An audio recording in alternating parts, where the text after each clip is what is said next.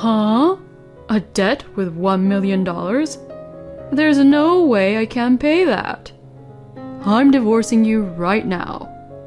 And saying that, my husband Ryan brought out the divorce papers to me. Fine, I understand. Let's divorce. What a disaster for you too, huh?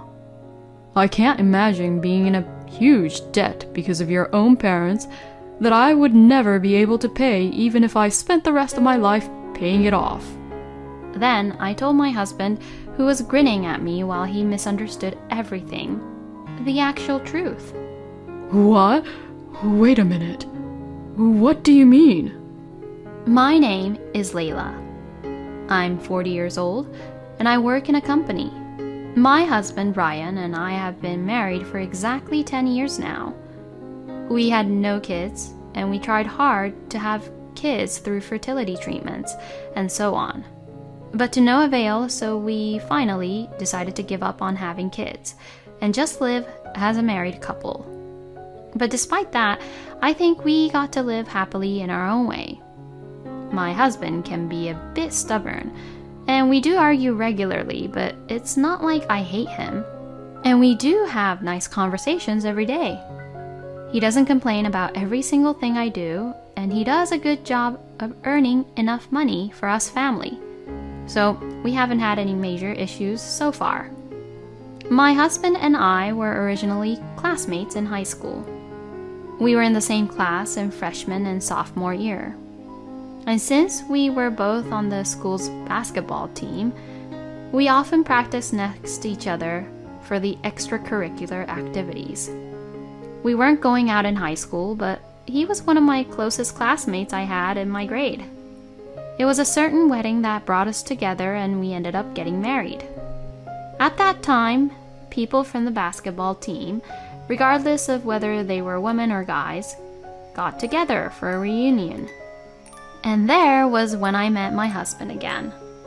We were seated next to each other at the after party, and the two of us started going out for drinks after work. And after a few more dates, we began to go out. We continued dating for the next 3 years, and then we decided to get married.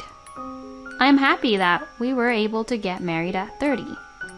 I had planned and wanted to concentrate on my work and get promotion in my 20s after graduating from college, and I thought I would get married in my 30s. Ryan was a very kind and nice man, and I am very glad that he was the one I married. At the wedding, I was celebrated by many friends and colleagues, including former members of the basketball team, and I experienced the happiest time of my life. Then we started living together and began our newlywed life. Even though I had known Ryan since high school, being newlyweds was a special and fresh feeling. I think the newlywed magic is amazing because it had been more than 10 years since we had known each other, and we still felt like we were deeply in love even after 3 years of dating. My husband did a decent job of sharing in the house chores, considering the fact that we were both working. Many of them were simple, but I am grateful for the situation where I come home from work and dinner is ready, because I appreciate that very much. During dinners, we would talk about each other's work and we would hear each other out if there were any issues at work. Well, I was really busy today. My boss is giving me a lot of work to do. I see. Well, good job today too. Let's give one more fried chicken to you then for working so hard today. Yay! We were happily living our newlywed life, while flirting with each other a bit like this. From then on, we lived happily as a couple, but as I mentioned earlier, we had difficulty having children. We tried infertility treatments and other fertility treatments, and all sorts of other things, but it was still no use. After years of not being able to have children, we began to give up and finally decided to spend time alone as a couple.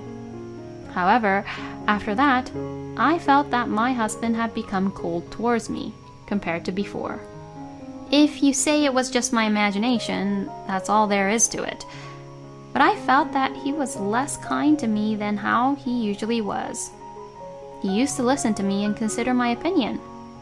But now, he tries to force his opinion on me. Perhaps all these years he had thought about me and held back. But maybe now he started to show his true self. Still, I didn't want to leave my husband because I loved him. But I did feel a little sad that he had begun to not treat me as well as he did before. It had been roughly 3 years since I started feeling that way. Well, we are going to be spending quite a long time together as a couple from now on, and it would be better if they stayed that way as long as possible. I thought so, but my husband's attitude towards me became worse year by year. We used to share the house chores because we were both working, but he stopped doing them altogether. Of course, I do not want my husband to be the main person to do the house chores, but it was really difficult for me when the dinner wasn't prepared when I was busy working late. And my husband was coming home late more and more often. I was really disappointed when he came home in the middle of the night and said, "I'm sorry, I've already eaten." But I had tolerated it because he worked hard to earn money and never complained when I spent time and money on my hobbies on my days off. Recently, however, something happened that made me strongly believe that my husband no longer loves me. He had forgotten about our 10th wedding anniversary. I had told him that on our 10th anniversary we would go to a fancy restaurant that I had wanted to go to for a long time. I had made reservations, but my husband had forgotten all about it. On the morning of the day, I asked him, "Can we meet at the restaurant at 7 p.m. today?" And to this, my husband said, "For what?" I was really shocked and ended up getting emotional.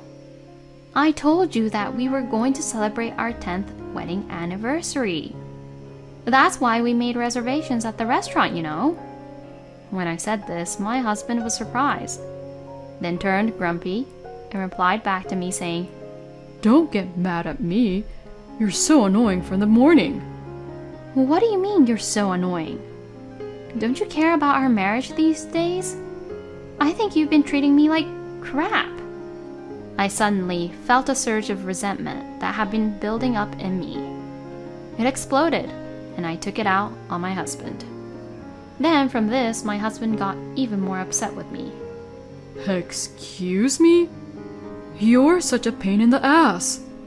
What kind of 40-year-old woman dream about having dinner at a restaurant? It's only just an anniversary. Act like you're aged, Layla." Wait, Ryan? "You're so annoying. I'm leaving for work. Don't ever say anything weird to annoy me. Oh, and I'm meeting someone from work for drinks today after work. So, cancel the reservation." No way. Saying that, my husband went to work. I couldn't believe what he said and froze for a while. What Ryan did and said was just too much. I wondered if I could continue being married to Ryan like this. I even thought so to myself. I decided to go to the restaurant with my father because it would be too much trouble for the restaurant as well since the reservation was today. My father's birthday was coming up, so it was a nice alternative to celebrating at the restaurant, but I was really shocked by my husband's attitude. My father was indeed surprised when he heard what I had to say. "Ryan said something like that, huh? I can't believe why he'd say that, because I used to celebrate every wedding anniversary with your mom in a big way." My mother passed away a few years ago, but my father really cherished her. I had seen such a close relationship between my parents, and I wanted to keep that kind of relationship with my husband. But it was sad to see how cold it turned out for us. "Well, if anything happens, you can count on me, all right?" "Yeah, I'll do that. Thank you, Dad." I was devastated, but my father listening to me calmed me down a bit. My husband did not come home that night. He came home in the early hours of the morning and went straight to bed and fell asleep. After that, we hardly talked at all. My husband worked late every day and came home really late every day now. At this rate, it might be difficult to stay married. While I was thinking about this, something unbelievable happened to me. My father had a heart attack and passed away. My mind went complete blank. I was devastated by the loss of my mother and my father, who was my only living family. But when I told my husband that my father had passed away, he replied with, "Oh, I see." I knew he didn't love me anymore. But still, your own wife's father had died, and so he should have shown me some kindness by hugging me and at least to try and comfort me. But in a way, my husband helped me regain my composure and proceeded with the funeral arrangements and preparations without being too emotional. And we were able to hold my father's funeral without any issues. My husband attended the funeral, but he looked like he didn't want to be there the whole time, which really pissed me off. I lost all affection I had for my husband. A few days later, a lawyer came to our house to talk about the inheritance, and that's when I clashed with my husband again. Regarding your father's inheritance, Layla, first of all, there is $1 million of debt. The moment the lawyer said that, my husband raised his voice. Huh? A debt with $1 million? There's no way I can pay that. Honey, wait. Let's hear what the lawyer has to say until the end. You're joking, right? I can't stay with a person who's in that much debt any longer. I'm divorcing you right now. And saying that, my husband Ryan brought out the divorce papers to me. What? Are you serious? Of course I'm serious. Our marriage is already in ruins, for the most part anyways. That's because you're not letting us have a chance to communicate with each other. Shut up. Anyway, I can't stay married to a woman with a debt like that. Sign these divorce papers. Fine. I understand. Let's divorce.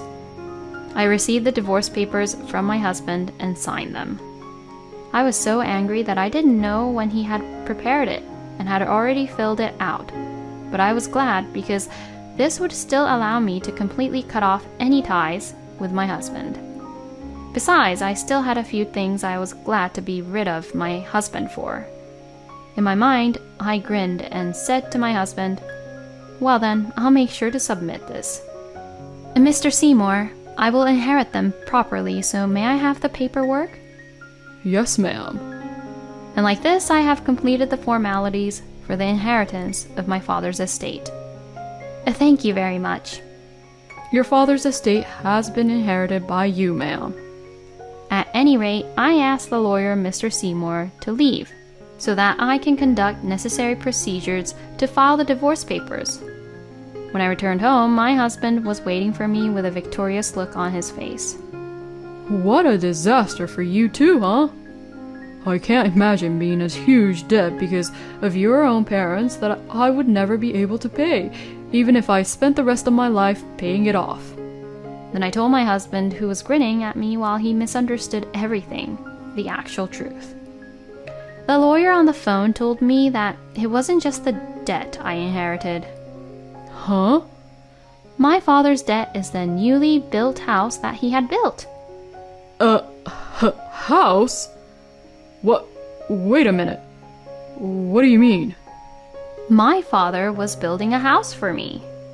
He had taken out a loan on it, but he died of heart attack right after he bought it. And since most of the loan was left, I was told that he had owed $1 million. But when I heard that first, I thought that was really odd. He told me that there was no way he was in debt, since he was an executive while he was working for a company. And he also made money by investing in stocks. Stocks? He left me enough money as an inheritance, and I wouldn't have to pay for the $1 million debt. So, in other words, I don't have any debt, and now I have a lot of money. No way. I didn't hear that. You've got to be kidding me. Well, that's your fault for not listening to the lawyer until the very end. Then give me half of it for property division. What are you talking about? My share of the inheritance doesn't count as part of the property division. Excuse me? We're already divorced, and no matter how much money I get, it has nothing to do with you. When I said that, my husband suddenly changed his attitude really quickly.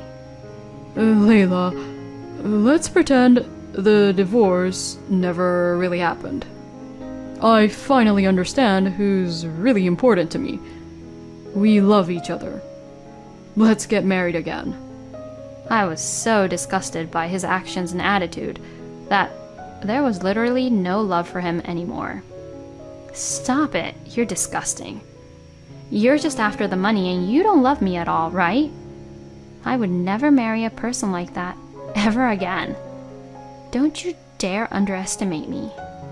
Once I pack my bags, I'll leave. You should just go on with your life as usual. If you start following me around, I will call the police on you. You and I are complete strangers now. My husband turned pale when I said this. Then, ignoring my husband, I packed my belongings and left the house. After that, I moved into the house my father had built for me. It was a very luxurious and beautiful house, as one would expect from a house that cost $1 million to build. I would be able to live comfortably here for a really long time. And well, as for my ex-husband, I requested an investigation by a professional investigating agency just to be sure. And it turned out that he had been having a relationship with a woman while he was married to me. So I immediately sent a content certified letter to my ex-husband and his lover's workplace in order to have them pay me alimony for their affair. As a result, my ex-husband had to work even more to pay off for the alimony, while his colleagues gave him a cold shoulder. I inherited everything from my father and had my alimony paid. So, my retirement would now be secured. But I will follow my father's example and increase my assets through stocks and other investments. And from now on, while devoting myself to my work, I will try as much as I can to take on other hobbies and challenges that I want to try. The reason Ryan was becoming cold to Layla was because he was having an affair, huh? But as it turned out, he lost a tremendous amount of money by having the affair. What a really great feeling to get back at him, huh? I'm glad Layla got a divorce from a scumbag like him. From now on, Layla can live in peace and not worry about money. I hope Layla will try whatever she wants to do and challenge until she's satisfied. Thank you for watching until the end.